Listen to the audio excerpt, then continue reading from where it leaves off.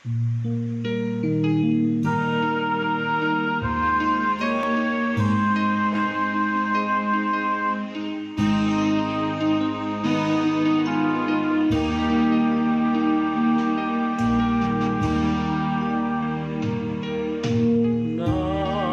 temu sa takadulog, nang humuta merodeani, dang pagahon tulungan asirohani Jehovah nang temagosogot langit, nang temagodot tanoi,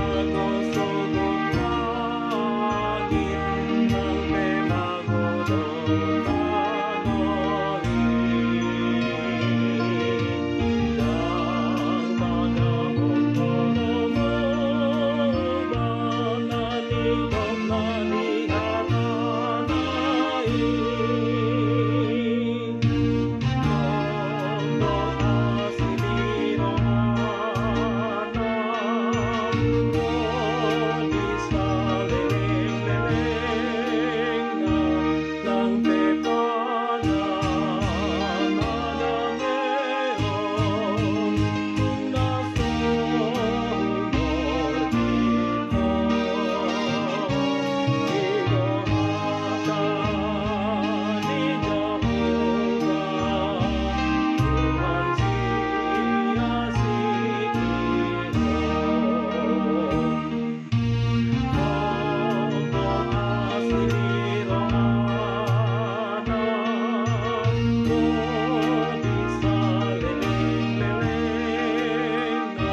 Nang tepana manameon,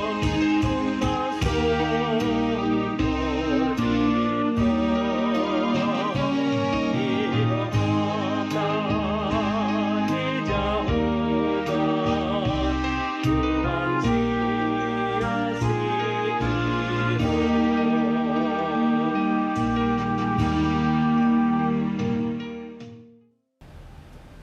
Kasih karunia dari Allah Bapa, kasih sayang dari Tuhan kita Yesus Kristus, dan persekutuan daripada Roh Kudus, itulah kiranya memberkati kamu sekalian. Amin. Bapak, Ibu, dan saudara-saudara yang dikasihi dalam nama Tuhan Yesus Kristus, marilah kita mendengarkan firman Tuhan yang akan menyapa kita dalam satu hari ini, diambil dari kitab Yeremia pasal 32 ayatnya yang ke-40. Demikianlah bunyi firman Tuhan.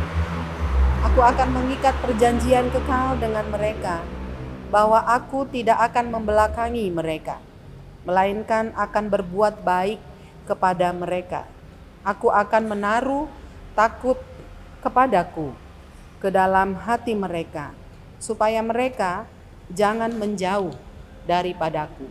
Demikian bunyi daripada firman Tuhan. Saudara, perlu kita ketahui bahwa isi daripada Alkitab kita berisi tentang perjanjian. Karena itu disebut dengan ada perjanjian lama dan ada perjanjian baru. Siapakah yang berjanji? Dalam Alkitab itu disebutkan bahwa Tuhan sebagai pengelola kehidupan, Tuhan sebagai pencipta langit dan bumi, Tuhan yang memiliki seluruh kehidupan kita, Dialah yang berjanji kepada manusia. Dan kita percaya berdasarkan sejarah dan waktu bahwa kalau Tuhan sudah berjanji, maka Dia akan menepatinya. Tuhan tidak pernah ingkar janji. Itu sudah kita yakini dan sudah ditepati semua janji-janji Tuhan. Yang Tuhan janjikan di dalam perjanjian lama digenapi di dalam perjanjian baru oleh kedatangan Tuhan Yesus ke tengah-tengah dunia ini. Saudara yang kekasih, khusus pada perikop kita hari ini, Yeremia mengingatkan bahwa ada janji Tuhan untuk bangsa Israel. Dalam situasi di mana bangsa Tuhan pada saat itu di dalam pembuangan di tanah Babel, mereka dihukum oleh karena dosa dan pelanggaran yang begitu hebat. Tuhan berjanji mereka tidak akan selamanya di dalam penghukuman itu sifatnya sementara.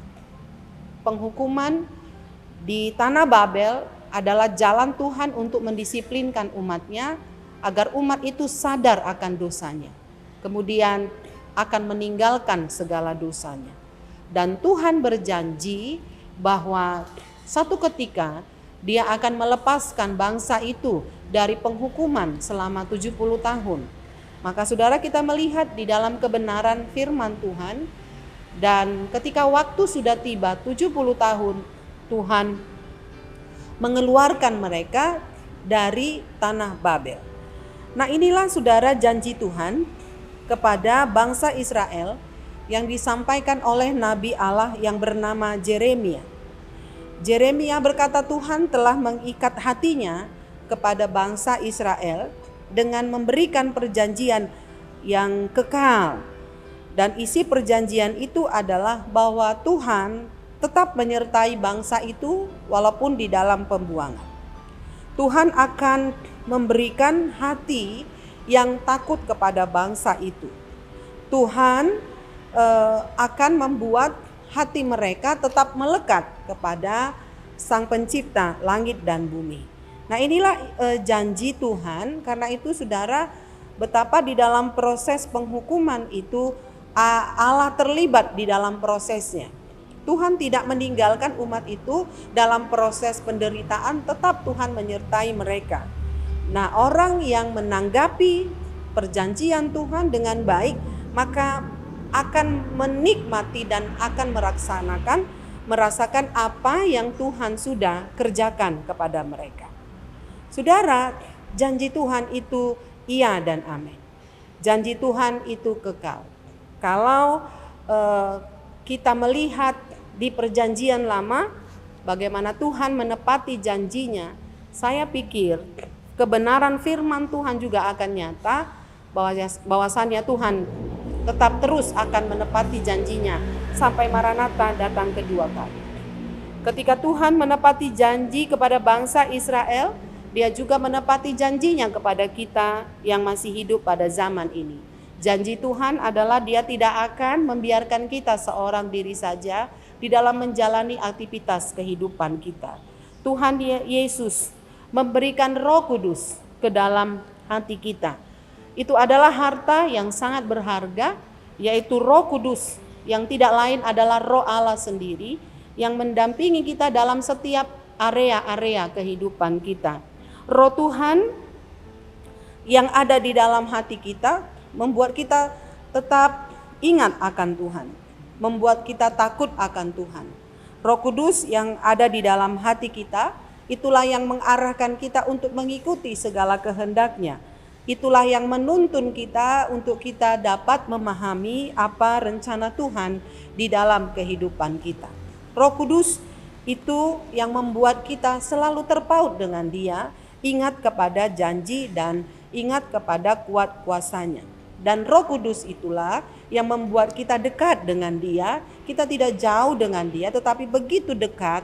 Roh Kudus itu menghubungkan kita dengan Allah Bapa yang sedang bertata di dalam kerajaan sorga. Karena itu saudara, kalau firman Tuhan di hari-hari ini berbicara kepada kita di tengah-tengah zaman yang semakin sulit, di tengah-tengah saudara banyak pergumulan yang sedang kita hadapi, hadirlah firman Tuhan kepada kita mengingatkan kita masing-masing bahwasannya ada Roh Tuhan.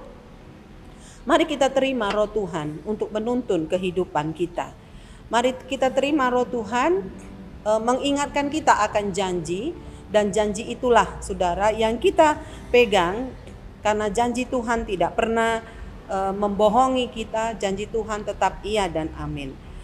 Saudara yang kekasih, di dalam nama Tuhan Yesus Kristus, karena itu melekatlah kepada Roh Kudus, dan kita percayakan hidup kita kepada Roh Kudus. Hati kita yang keras akan dilembutkan oleh Roh Kudus, dan Roh Kudus mendampingi kita kemanapun kita berada, apapun situasi kita, bagaimanapun keadaan kita, maka kita yakinkan Roh Kudus berproses untuk hidup kita sehingga kita keluar dari kesulitan, keluar dari masalah kita, keluar dari persoalan kita, memberikan sukacita dan damai sejahtera. Memang kita manusia, saudara, kita orang-orang yang tidak sempurna. Kadangkala kita jatuh ke dalam dosa, kita jatuh ke dalam, saudara, keegoan hati kita masing-masing. Tetapi kalau kita terbuka terhadap Roh Kudus, maka seperti kata pemazmur Daud, aku terjatuh tetapi tidak tergeletak.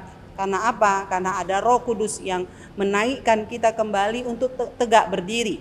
Demikian saudara, Roh Kudus menaikkan kita kembali untuk tegak berdiri apapun situasi dan keadaan kita. Kiranya Tuhan yang bekerja atas hidup dan kehidupan kita. Amin. Kita berdoa. Terima kasih Tuhan yang baik, yang selalu memberikan firman. Tanpa firman Tuhan kami tidak bisa berbuat apapun. Firman Tuhan yang membuat hidup kami tertib, membuat hati kami tentram dan aman. Firman Tuhan yang membuat kami bisa mengerti apa kehendak-Mu dalam hidup kami. Firman Tuhan yang mengajari kami. Dan Roh Kudus membantu kami, mendampingi kami untuk mengerti, memahami apa kehendak-Mu di dalam hidup kami. Terima kasih ya Allah, janji-Mu tetap kekal dan amin. Engkau akan menyertai setiap orang-orang percaya sampai ke ujung bumi. Apapun keadaan kami, Engkau menyertai kami. Sertailah seluruh jemaat-Mu dalam setiap proses kehidupan mereka, dalam sakit dan sehat, dalam untung dan rugi, dalam pencarian akan hal yang baik, dalam pergumulan, baik pergumulan apapun di rumah tangga, pergumulan relasi suami dan istri, relasi orang tua dan anak, pergumulan relasi dengan teman-teman, sekantor, setempat pekerjaan. Kiranya Tuhan yang tolong kami supaya kami tetap di dalam damai sejahtera yang berasal daripada-Mu. Roh Kudus, ampuni kami kalau kami berada di dalam zona yang tidak baik, tetapi biarlah Roh Kudus ingatkan kami supaya kami berjalan di jalan yang benar, dituntun oleh kehendak daripada Allah. Karena itu terpujilah Engkau memberkati seluruh jemaat-Mu dari yang terkecil hingga para lansia. Yang sakit Tuhan sembuhkan dan pulihkan, yang bergumul dalam persoalan di tengah-tengah pekerjaan dan keluarga, damai sejahtera yang dari Allah menyertai seluruh jemaat-Mu. Dengarkanlah doa kami ya Tuhan. Dalam Yesus Kristus kami berdoa dan mengucap syukur. Amin. Salam Bapak Ibu dan saudara yang kekasih, selamat pagi dan selamat kita beraktivitas. Tuhan Yesus dimuliakan.